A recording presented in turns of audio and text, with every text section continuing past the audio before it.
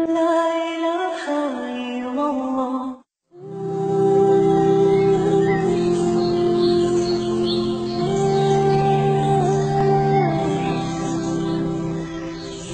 میں کیوں کہہ رہا ہوں؟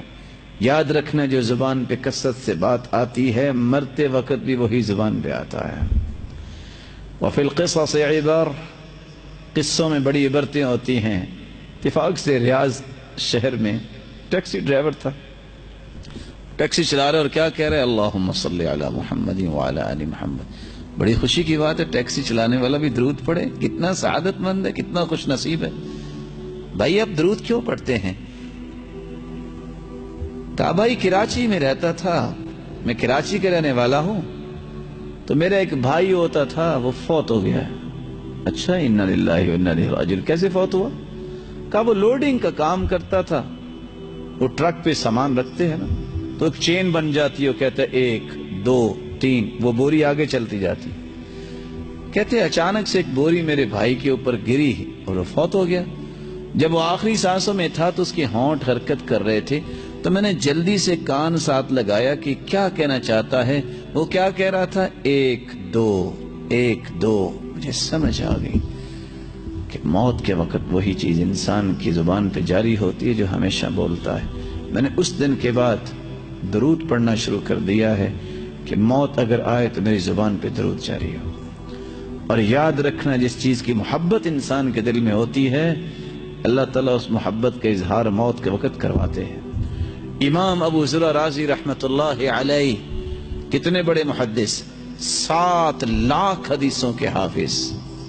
کسی نے پوچھا آپ نے حدیث پڑھنے کے لیے کتنا سفر کیا؟ آج ہم تو سیڑھیاں سن کے کہتے ہیں نا علامہ بن گئے، یوٹیوب پہ بیٹھ کے اور ادھر ادھر کی باتیں سن کے کہے کہ مولوی بن گئے ہم، اور اینکرز جن کو نماز کا ترجمہ نہیں آتا ان کی باتیں سن کے کہتے ہیں بس میں بھی بہت بڑا عالم بن گیا۔ کچھ 4 دن دائیں بائیں گھوم گھما کے کہتے ہیں کہ اب یہ بھی گفتگو کر سکتا ہے، دین کے بارے میں اس کو بھی فتویٰ دینا آ گیا ہے۔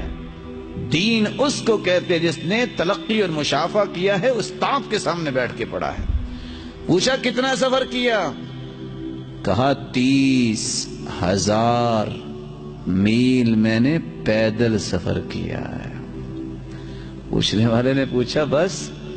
مسکرا کے کہتی ہیں ثم ترکت العد، پھر اس کے بعد میں نے گننا چھوڑ دیا۔ 7 لاکھ حدیثوں کا حافظ۔ جب آخری سانسوں میں پہنچے، ابو حاتم الرازی وہ بھی محدث، منذر بن شعزان وہ بھی محدث، ابن وارع وہ بھی محدث، تینوں محدث پاس ہیں۔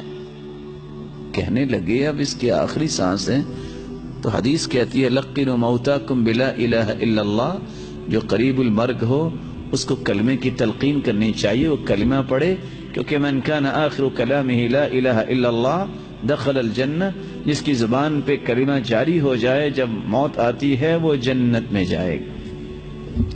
اب تینوں سوچ رہے ہیں اتنے بڑے محدث کو کیسے ہم کہیں، ہمت نہیں بن رہی۔ تینوں نے مشورہ کیا کہ ایسا کرتے ہیں کہ جس حدیث میں یہ لفظ ہے نا من کان آخر کلامہ لا الہ الا اللہ دخل الجنہ، یہ حدیث اس محدث کے سامنے پڑھتے ان کو یاد آ جائے گا۔ ایک نے شروع کیا، حدثنا بندار قال حدثنا عبد الحمید بن جعفر عن صالح، جان بوجھ کے رک گئے کہ آگے مجھے سند نہیں آتی۔ دوسرا کہتا رکو میں پڑھتا ہوں، حدثنا بندار قال حدثنا عبد الحمید بن جعفر عن صالح بن ابی، وہ بھی رک گئے، انہوں نے ایک لفظ کا اضافہ کیا، محسوس کروایا کہ سند نہیں آتی۔ امام ابو زرع رازی رحمت اللہ علیہ نے آنکھیں کھولی، کہتے اجلسونی، مجھے بٹھاؤ، اجلسونی، مجھے بٹھاؤ۔ ان کو بٹھایا، کہتے رکو میں تمہیں سند پڑھ کے سناتا ہوں۔ حدثنا ابو عاصم قال حدثنا بندار عن عبد الحمید بن جعفر عن صالح بن ابی عریب عن كثير بن مرة الحضرمي عن معاذ بن جبل رضي الله عنه قال قال النبي صلى الله عليه وسلم من كان آخر كلامه لا إله إلا الله، آسمان کی طرف نظر اٹھائی، مسکرائے، دخل الجنہ کے لفظ نہیں کہے، اللہ کے پاس چلے گئے۔ یہ کیوں مسکرائے؟ اور آسیہ علیہ السلام کیوں مسکرائی؟ نیزہ مارا گیا، کبھی کسی نے سوچا ہے کہ توحید کے لیے اور دین کے لیے کیا کچھ کرنا پڑا؟ ایک پاؤں کے ساتھ رسی باندھ کے سرکش اونٹ کی ٹانگ کے ساتھ باندھ دی اور ایک مخالف سمت میں کھڑا کر دیا، دونوں اونٹوں کو دوڑا دیا، دو ٹکڑے کر دیا گیا۔ اور جب نیزہ مارا گیا آسیہ علیہ السلام کو، وہ مسکرا رہی تھی اور ان کی جان نکل گئی۔ ابن کثیر لکھتے ہیں کیونکہ اس نے دعا کی تھی، رب ابن لی عندک بیتا فی الجنہ ونجنی من فرعون وعملی ونجنی من القوم الظالمین۔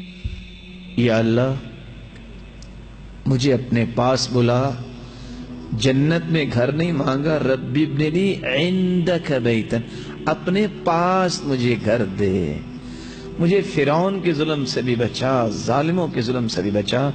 اللہ نے ظلموں سے بھی بچا دیا۔ ابن کثیر لکھتے ہیں اللہ نے وہ جنت میں گھر دکھایا، اس کو دیکھ کے مسکرائی اور اسی حالت میں اللہ نے روح قبض کروا دی۔ دخل الجنہ، ابو ذر رازی رحمت اللہ علیہ نے دخل الجنہ نہیں کہا، مسکرائے کیوں؟ اللہ نے ان کو جنت دکھائی ہوگی جس کے بعد اس کی جان قبض کر لی، بولنے کی ضرورت نہیں رہی۔